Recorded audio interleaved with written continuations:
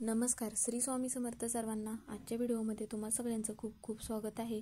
स्वामी तुम्हा सगळ्यांना कायम सुखी ठेवो ही स्वामीचरणी प्रार्थना करते आणि आजच्या व्हिडिओला सुरुवात करते. तर आजचा व्हिडिओ असा आहे की आता उद्या आहे गुरुवार, तर उद्या आहे मोठी गुरुपौर्णिमा. गुरुपौर्णिमा असल्या कारणामुळे तर आपल्या घरामध्ये सतत दारिद्र्य निर्माण होत असेल किंवा घरामध्ये पैसा टिकून राहत नसेल किंवा सतत घरामध्ये पैशाच्या अडचणी येत असतील किंवा तुमच्या घरामध्ये एखादी व्यक्ती आहे की खूप कष्ट करते पण त्या व्यक्तीला पाहिजे तसा पैसा मिळत नाही किंवा घरात लक्ष्मी टिकून राहत नसेल, तर कोणतीही समस्या असेल तुमच्या घरामध्ये तर त्यावेळेस आपल्याला पौर्णिमेच्या दिवशी आपण काही उपाय काही सेवा केल्या तर त्याचं फळ आपल्याला नक्की मिळत असतं. कारण की गुरुपौर्णिमा आहे, ज्याप्रमाणे आपल्याला गुरूंची साथ आहे, आपण गुरूंची सेवा करतो आपल्या, त्याचप्रमाणे आपल्याला काही उपाय करणे पण तेवढेच महत्त्वाचे आहे, ज्यामुळे काय होईल की आपल्या घरातील ज्या कोणत्या अडचणी आहेत तर त्या दूर होतात. तर मग आपल्याला काळ्या तिळाचा उपाय करायचा आहे, म्हणजेच की संध्याकाळी काळे तीळ अर्पण करायचे आहेत. तर ते कुठे अर्पण करायचे आहे त्याबद्दलची माहिती आपण घेणार आहोत. तर व्हिडिओ शेवटपर्यंत नक्की बघा. आता गुरुपौर्णिमा असल्या कारणामुळे आपण आपल्या गुरूंची तर सेवा करतच असतो.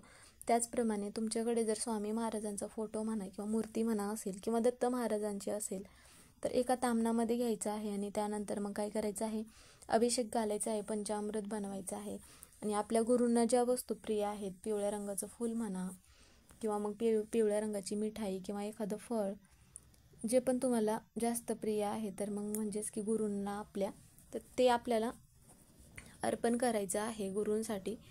आणि नंतर काय करायचं आहे, जे पण आपण घरामध्ये गोड पदार्थ बनवणार आहोत तर तो पदार्थ आपल्याला आजच्या दिवशी म्हणजेच की गुरुपौर्णिमेच्या दिवशी आपल्याला नैवेद्य म्हणून अर्पण करायचं आहे. जर तुम्ही खीर बनवला तरी खीर पण तुम्ही अर्पण करू शकता किंवा पुरणपोळी, तुम्हाला जे शक्य होईल ते तुम्ही अर्पण करू शकता. जर नाही काही शक्य झालं तर मग तुम्ही बेसनचे लाडू पण तुम्ही अर्पण करू शकता. आणि त्यानंतर काय करायचं आहे, आपल्या ज्या पण काही सेवा चालू आहेत त्या सेवा करायच्या आहेत आणि प्रार्थना करायचं आहे तुमच्या घरामध्ये ज्या कोणत्या समस्या आहेत, अडचणी आहेत तर त्या दूर होण्यासाठी. त्याचप्रमाणे आपल्याला काय करायचं आहे, सकाळी हा उपाय आपल्याला करायचा आहे. घरातील एखादी व्यक्ती अशी असते की ती सतत नकारात्मक बोलत असते किंवा त्या व्यक्तीमध्ये सतत नकारात्मक बोलण्याची सवय असते किंवा सतत आजारी वगैरे असेल तर खास त्या व्यक्तीसाठी आपल्याला हा उपाय करायचा आहे. ज्यावेळेस ती व्यक्ती स्नान करणार असेल तर त्या व्यक्तीच्या अंघोळीच्या पाण्यामध्ये थोडेसे काळे तीळ टाकायचे आहेत, ज्यामुळे काय होईल की त्या व्यक्तीतील नकारात्मकता दूर होईल आणि मग त्या व्यक्तीमधील जे पण काही दोष असतील तर ते दोष दूर होऊन त्या व्यक्तीची प्रगती होण्यास मदत होते.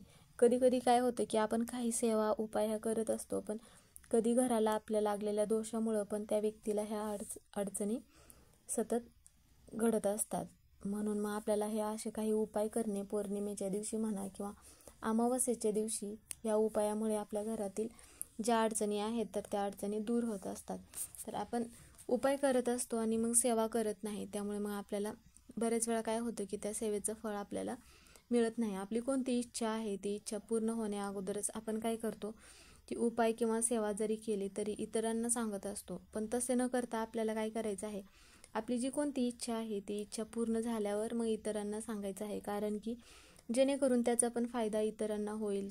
तुम्ही जो उपाय केला आहात तर त्याचा उपाय तोच उपाय दुसऱ्यांना सांगितला तर त्याचा फायदा त्यांच्या घरातील ज्या अडचणी आहेत तर त्या दूर होण्यासाठी मदत होते. म्हणून मग जोपर्यंत तुमची इच्छा पूर्ण होत नाही तोपर्यंत तुम्ही जे पण काय उपाय कराल त्याबद्दल इतरांना सांगू नका. आणि आपण पौर्णिमेला म्हणा किंवा इतर अमावस्येला म्हणा, ज्यावेळेस आपल्याला जर तीर्थ ठिकाणी जाऊन स्नान करणं शक्य होत नसेल तर त्यावेळेस काय करायचं आहे, घरीच ज्यावेळेस स्नान करणार असेल तर 2 थेंब गंगाजल टाकून स्नान करायचं आहे आणि हर हर गंगे असा मंत्र म्हणत स्नान करायचं आहे. यामुळे काय होतं की त्या व्यक्तीमध्ये जर पितृदोष असेल तर त्या व्यक्तीचा पितृदोष दूर होण्यासाठी मदत होतं. तर हे बऱ्याच लोकांना माहिती नसतं, कारण की आपण ह्या ज्या सेवा वगैरे करत असतो आपल्याला तीर्थ ठिकाणी जाऊन स्नान करणं शक्य होत नाही, आपण असे तर म्हणत असतो.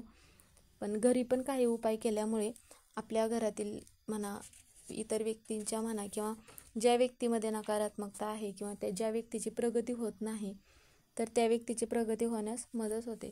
तर आपल्याला काळ्या तिळाचा जो उपाय करायचा आहे तर तो संध्याकाळी करायचा आहे.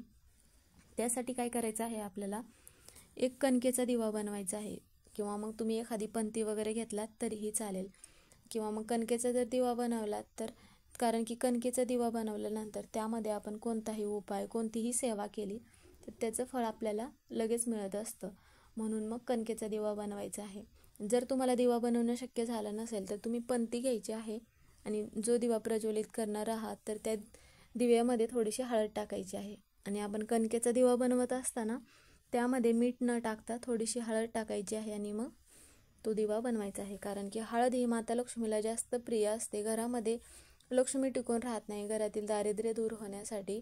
म्हणून आपल्याला माता लक्ष्मीला प्रसन्न करण्यासाठी हळद टाकून कणकेचा दिवा बनवायचा आहे. आणि नंतर काय करायचं आहे की त्याचप्रमाणे आपला गुरुग्रह बळकट व्हावा आजच्या दिवशी गुरुपौर्णिमा असल्यानिमित्ताने, म्हणून पण आपल्याला हळद टाकून दिवा बनवायचा आहे. नंतर दिवा तो आपल्याला काय करायचा आहे, आपल्या घराचा जो मुख्य दरवाजा आहे तर तिथे आपल्याला हा दिवा प्रज्वलित करायचा आहे. तर हा उपाय संध्याकाळी करायचा आहे आपल्याला, ज्यावेळेस आपण दिवे लागण्याच्या वेळेस करतो त्यावेळेस. आणि त्या दिव्यामध्ये आपल्याला काय करायचं आहे, थोडेसे काळे तीळ टाकायचे आहेत आणि काळे तीळ टाकल्यानंतर 2 लवंग टाकायचे आहेत आणि नंतर मग दिव्याची आपल्याला पूजा करायची आहे. आणि नंतर काय करायचं आहे, तो दिवा आपल्याला आपल्या उजव्या हातामध्ये घ्यायचा आहे. उजव्या हातामध्ये घेतल्यानंतर घराचा जो मुख्य दरवाजा आहे तर त्या दरवाजावरून आपल्याला 7 वेळा उतरवून घ्यायचा आहे. डाव्या किंवा उजव्या बाजूने आपल्याला तो जो दिवा आहे तर तो दिवा घराच्या मुख्य दरवाजाच्या बाहेर ठेवायचा आहे. जरी दिवा हवेने विझला तरी पण परत आपल्याला दिवा प्रज्वलित करायचा आहे. आणि हा दिवा बनवत असतानाच आपण थोडासा मोठा बनवायचा आहे, ज्यामध्ये आपल्याला 2 किंवा 3 तास तरी त्या दिव्यामध्ये एवढं तेल राहिलं पाहिजे, तो दिवा एवढा वेळ चालू राहिला पाहिजे, एवढं अशा पद्धतीचा तो दिवा आपल्याला बनवायचा आहे. आणि दुसऱ्या दिवशी त्यामध्ये आपण जे लवंग टाकले आहे तर ते लवंग आपल्याला निर्माल्यामध्ये टाकायचं आहे.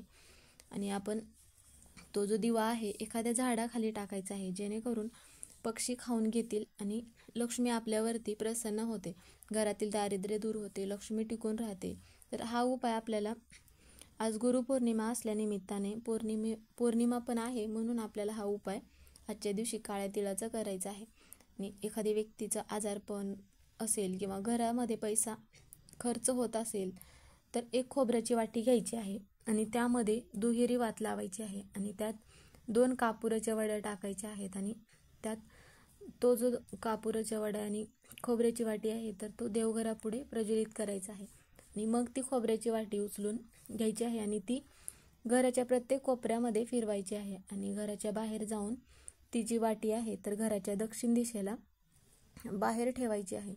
आता दिवा विझला तरीही दुसऱ्या दिवशी ती जी खोबऱ्याची वाटी आहे तर आपल्याला एखाद्या निर्माल्यामध्ये टाकायची आहे किंवा एखाद्या ठिकाणी तुम्ही मग पुरून पण ठेवू शकता. असे केल्यामुळे काय होते की आपल्या घरातील दोष दूर होतात, दारिद्र्य नष्ट होते, घरातील नकारात्मकता दूर होते आणि मग घराची प्रगती होते आणि आपल्या घरामध्ये कायम लक्ष्मी टिकून राहते. तर मग हा जो उपाय आहे तर हा उपाय आजच्या दिवशी आवर्जून करायचा आहे, ज्यामुळे आपल्या घरातील ज्या कोणत्या अडचणी आहेत तर त्या दूर होतात. तर आजचा व्हिडिओ इथेच संपला. व्हिडिओ आवडला तर व्हिडिओला लाईक करा, चॅनलवर नवीन असाल तर चॅनलला सबस्क्राईब करा. व्हिडिओ पूर्ण बघितल्याबद्दल धन्यवाद.